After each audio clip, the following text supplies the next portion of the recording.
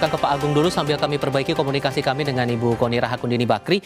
Soal pertanyaan saya tadi kepada Bu Koni, kalau kemudian Bu Koni sudah bilang bahwa Rusia akan coba cari jalan keluar, memungkinkannya tuh apakah Rusia juga selama ini yang penilaiannya di belakang layar akan ikut turun kalau kemudian serangan-serangan yang dilakukan AS serangan darat itu akan berpengaruh cukup luas nantinya? Rusia tidak akan turun jika tidak ada hal yang eksistensial kepada hancurnya Iran atau rezim. Dan tidak ada hal, kalau cuman serangan darat yang jelas tidak akan dilanjutkan invasi, hanya serangan merebut suatu tumpuan, kemudian untuk sebagai daya tawar, untuk apa Amerika nggak perlu turun, Rusia tidak perlu turun. Karena itu tidak membuat nasibnya kan nggak mungkin mendarat di Teheran gitu kan. Artinya Rusia dia cukup melanjutkan bantuannya selama ini yaitu berupa bantuan perang elektronika dan bantuan satelit ini, data satelit. Iran tuh sekarang bisa ngelihat 24 jam, 7 hari dalam seminggu. Jadi full time itu apa yang digerakkan oleh semua Amerika dan semua yang bergerak ataupun ada di permukaan di Timur Tengah itu semua bisa dilihat oleh pusat komando Iran itu real time. Itu yang penting. Tapi sekarang kan masalahnya itu adalah yang ngatur itu bukan masalah kalah menang, tapi sekarang Amerika itu masalahnya dia adalah US Treasury yield atau suku bunga obligasinya itu yang membuat Amerika itu memutuskan bisa nyerang nggak menyerang. Makanya oleh karena itu kenapa kemarin di stop untuk menyerang infrastruktur energi dan segala macam bukan karena senang sama Iran, kasihan sama Iran, Amerika baik hati tidak, karena itu punya efek langsung pada ekonomi Amerika. Itu yang membuat sekarang melanjutkan tidak melanjutkan menyerangnya. Jadi serangan ini terpaksa tidak dilanjutkan ke serangan ke infrastruktur energi seperti kilang minyak, Khark Island, kemudian Bandar Abbas. Tapi kalau serangan ke target lain yang tidak ada kaitan itu tidak masalah. Jadi makanya sekarang keputusannya adalah serangan tidak akan kepada yang terkait dengan minyak atau finansial. Bu Koni, suara Tifal masih terdengar ya Bu? Ya, masih.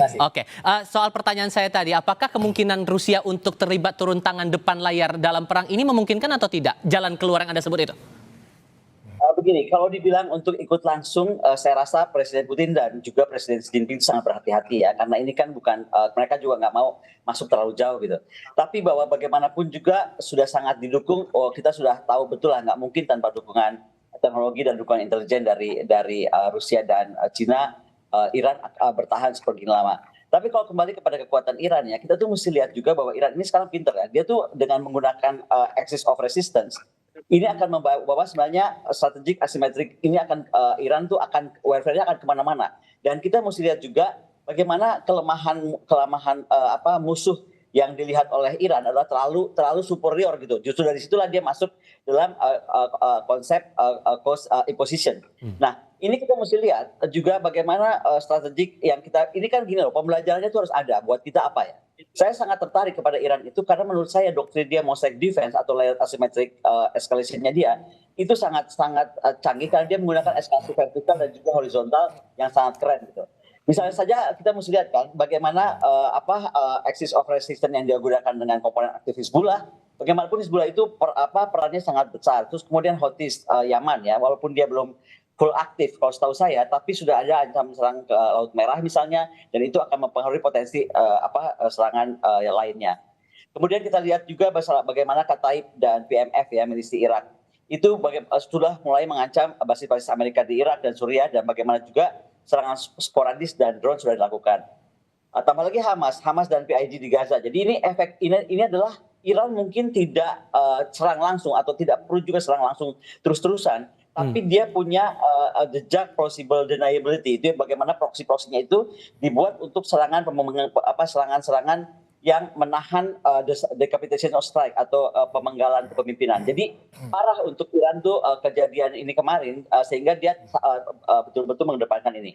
Nah kemudian yang kita juga jangan lupa, kita kan cuma bilang bahwa oke, Iran tuh keren banget karena punya drone swarm. Tapi yang lebih gila lagi, dia itu pabriknya itu mobile. Jadi ribuan unit itu bisa betul-betul dibuat secara serentak sehingga serangan terus bergerombol bisa dilakukan. Jadi menarik beberapa hal lagi ya. 3 hal juga saya perhatikan. Misalnya rudal balistiknya.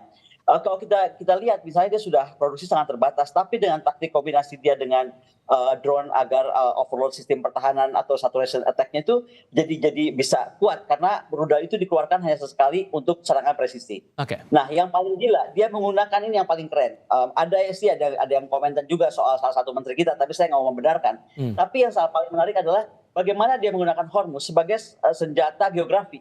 Ini sangat menarik karena disitulah dia bisa membuat daya taktik, misalnya ranjau laut, rudal anti kapal pantai ya, bunker di Pulau Abu Musa dan Bandar Abbas misalnya. Kemudian juga swarmboard. Jadi bukan cuma swarm drone, tapi dia bukan swarmboard. Jadi dari Iran ini kita mesti lihat dia sangat keren permainannya, pertahanannya, resilience-nya, terutama domain-domain cybernya, elektronik dan psychological warfare-nya.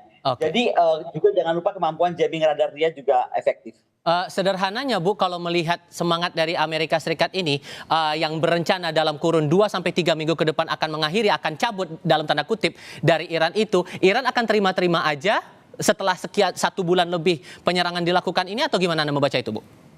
Nggak mungkin kalimat terima-terima itu nggak mungkin. Kita lihatlah statement dari juru bicara Iran Mas Letkol tapi pemberani begitu kan. Enggak. Jadi Iran itu sudah sekarang menurut saya perpecahan yang diniatkan oleh negara barat sebelumnya, sebenarnya menurut saya ini harapannya perang itu nggak ada. Tadinya mereka berharap pemimpin diganti dengan Reza Pahlavi masuk lagi ke Iran, selesai gitu, seperti dulu Khomeini masuk kan. Tetapi tidak semudah itu ternyata. Nah, akhirnya terjebaklah ke perang ini. Tapi Iran sudah siap. Seperti kita lihatlah statement dia, apakah itu memang untuk cyber atau tidak. Tapi dia bilang, kami sudah menunggu ini 45 tahun. Kami sudah menunggu, silakan datang. Kami sudah menunggu. Mau angkatan daratnya, angkatan lautnya, angkatan udaranya ngomongnya yang sama. Anak-anak mudanya. Jadi itu membuat semangat di rakyat Iran juga semakin terbangkit. Jadi menurut saya tadi, kembali kalau saya ditanya soal ini perang atau menang, mutlak militer Amerika mungkin secara konvensional. Tapi jangan salah, secara non-militernya, Iran akan lebih unggul, terutama tadi dia bisa membuat axis of resistance yang sangat kuat di sana. Oke, Pak Agung, posisi Iran setara atau tidak kalau kemudian itu 1-2 hari serangan cepat itu akan terjadi nanti? Apapun yang terjadi di bawah tidak mengubah posisi Iran berada di atas angin, udah gitu aja. Mau nyerang apapun, mau nyerang apapun itu hanya